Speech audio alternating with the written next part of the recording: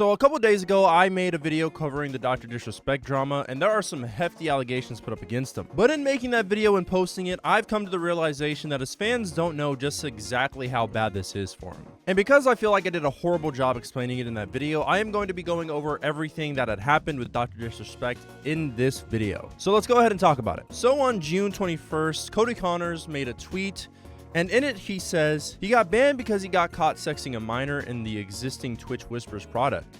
He was trying to meet up with her at TwitchCon. The powers that be could read in plain text. Case closed, gang. And I mean, obviously people had problems with this because these were, at the time, pretty baseless claims. There was no evidence proven, and in fact a lot of controversy came from this guy because he was holding this information hostage from people to promote his show. This tweet by Comment Cop says the former Twitch employee who said DrDisRespect was caught sexting a minor had previously been using this information in an attempt to sell tickets to his show, and you can see that he was promoting his show in the tweet and a lot of the screenshots of the tweets themselves. Now, DrDisRespect's ban is probably one of the highest profile bans I can think of because it happened really out of nowhere to the public's eye. And DrDisRespect really wasn't able to talk about it at the time. I guess they were under an NDA, and they had eventually settled in court with Twitch privately, and none of that is really public. All we really know is that they settled, and Twitch paid out basically DrDisRespect's whole contract. So Jake Lucky is a guy who does lots of news for esports scenes, etc. And he just retweeted Cody Connors' tweet and basically just said the exact same thing he did, just kind of explaining that a former Twitch employee actually just said the reason why DrDisRespect was banned was because he got caught sexting a minor. But underneath this post, suspiciously enough,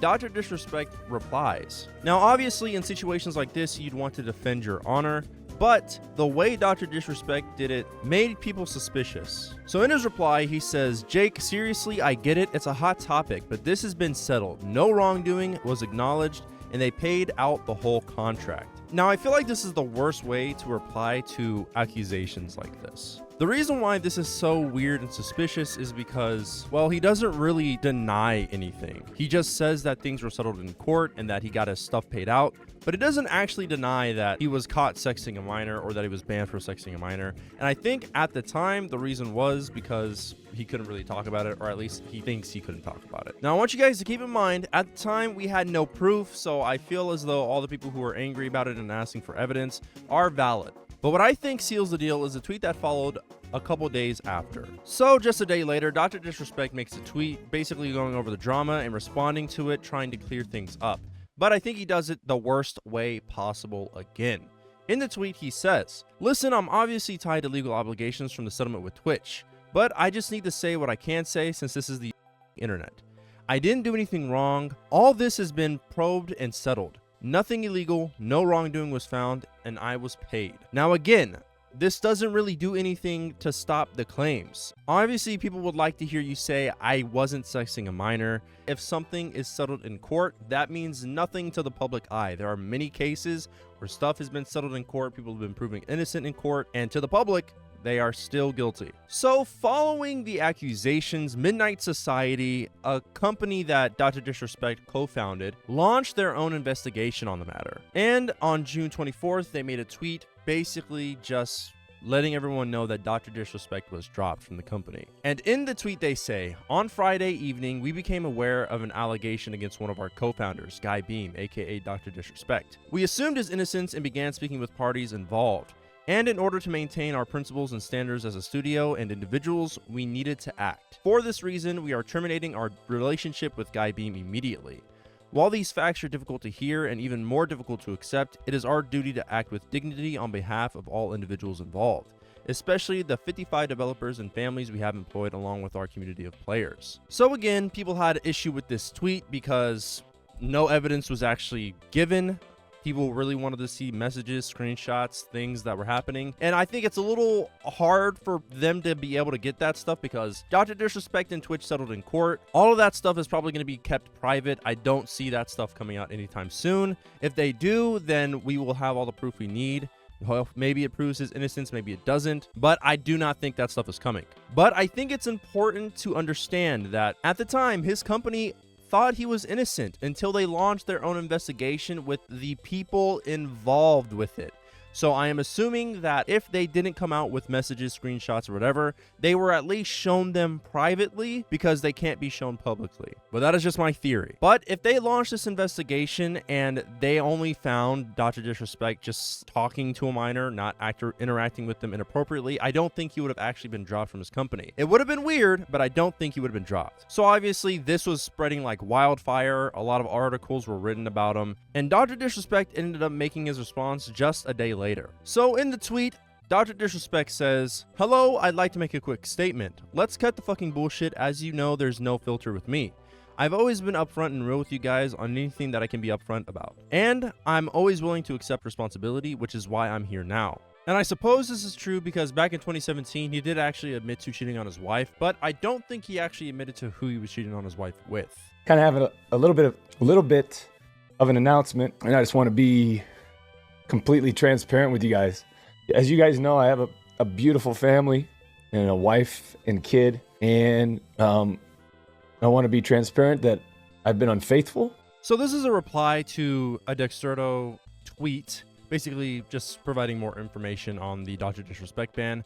But in this reply, this is from a trans sex worker. She says, "During that time in 2017 when he was cheating on his wife with not only me, a trans sex worker, but also another woman, and texting a minor, he was exploiting me by making me give him cam shows with the promise of a partnership. After the cam shows, he went ahead and blocked me." Now go ahead and take this with a grain of salt because some of the messages do look deleted, and honestly there's not enough context there for me. But I did want to mention this just because it was talked about a lot, so I wanted to bring it up at least. Now him admitting to cheating is honestly like a pretty crazy thing because I can't really think of very many streamers who would just publicly admit to that, so I guess he would be right in that sense. He doesn't really have a problem exposing that kind of stuff. First and foremost, I do want to apologize to everyone in my community as well as those close to me, my team, and everyone at Midnight Society Game Studio. A lot of people have been left in the dark about what happened yesterday with Midnight Society and we made the painful decision collectively to have me step down. Our team is full of incredibly talented and good people that have high career ambitions and families. I never want to jeopardize the culture we have carefully crafted. Everyone has been wanting to know why I was banned from Twitch, but for reasons outside of my control, I was not allowed to say anything for the last several years. Now that 2 former Twitch employees have publicly disclosed the accusations, I can now tell you my side of the story regarding the ban. Were there Twitch whisper messages with an individual minor back in 2017? The answer is yes. Were there real intentions behind these messages? The answer is absolutely not. These are casual, mutual conversations that sometimes lean too much in the direction of being inappropriate, but nothing more. Nothing illegal happened, no pictures were shared, no crimes were committed. I never even met the individual. I went through a lengthy arbitration regarding the civil dispute with Twitch, and that case was resolved by a settlement. Let me be clear, it was not a criminal case against me, and no criminal charges have ever been brought against me. Now, from a moral standpoint, I absolutely take responsibility. I should have never entertained these conversations to begin with. That's on me. That's on me as an adult, a husband, and a father. It should have never happened. I get it. I'm not perfect, and I'll own my shit. This was stupid. Now, with all this said, don't get it mistaken. I've seen the remarks and labels being thrown around so loosely. Social media is a destruction zone. I'm no predator or pedophile. Are you kidding me? Anyone who knows me knows where I stand on those types of things with those types of people. That's a different level of disgust that I hate even hearing about. Don't be labeling me as the worst of the worst with your exaggerations. Get the fuck out of here with that. But I think I've said what I needed to say regarding the ban itself. That's it. That's why Twitch made the decision in 2020. To my team, community, industry friends that have supported me, I apologize, and I wish I could have said all this sooner. You guys have always showed me and my family love and support throughout all these years. We love you guys like you can't imagine. I have the best community and circle. If any of this has made you uncomfortable, I get it. You don't have to support me anymore, but just know you have always been greatly appreciated. But trust me when I say this, to all my haters that live and breathe social media with zero real life experience, I don't give a fuck about you. Finally, if you're uncomfortable with this entire statement and think I'm a piece of shit, that's fine. But I'm not going anywhere. I'm not the same guy that made those mistakes all those years ago. I'm taking an extended vacation with my family, as mentioned on stream, and I'm coming back with a heavy weight off my shoulders. They want me to disappear. Yeah, fucking right. I mean, yeah, bro, it's over for you. People wanted evidence, and I think this response gives it to them. He himself mentions that he was texting a minor inappropriately. Now, like I said, we do not have the screenshots, but this is coming directly from his mouth. So following this response, a lot of DrDisRespect's closest friends, like Tim the Tatman, Nick Merckx, and a bunch of other people made their own responses on Twitter going over it. Wow, this is absolutely insane, bro. Everything I'm seeing. I have known Doc for a while now. We've played games for years, and seeing everything that is spiraling right now is a very difficult thing for me personally, and I'm sure for a lot of y'all out there. I think for me, I know a lot of you are asking, Tim, what are you feeling? Tim, what are you feeling? My bottom line, I think, is if what he is saying, where he said that he was messaging a minor and it would sometimes lead to teeter on inappropriate, if he knew that was a minor and those were the messages being sent, I cannot support that.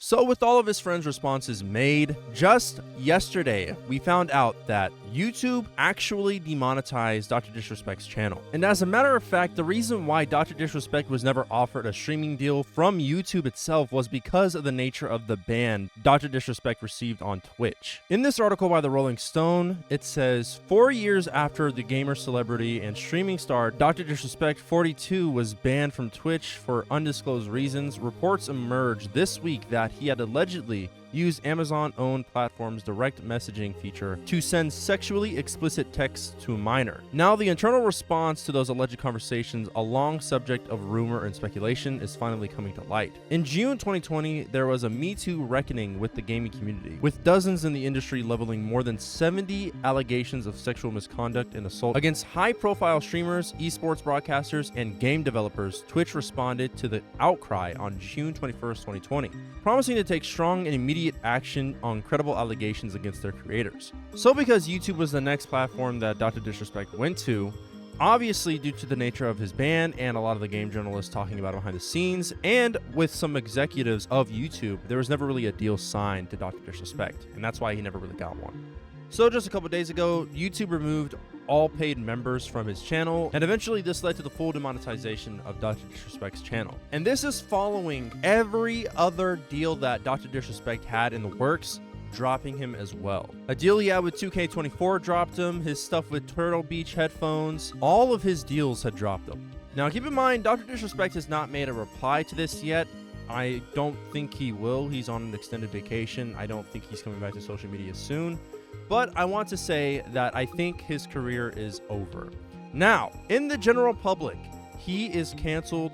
I don't think he's really going to be able to be redeemed to a lot of people. But to his community of strong and passionate fans, I feel like he still has a place over there with them. Kick has decided not really to ban him, and there isn't really enough evidence to do so just yet, I guess, in their eyes. So maybe he has a place over there. With that said, that's going to do it for today's video. I appreciate you all for watching. Like and subscribe, and I'll see you all in the next one.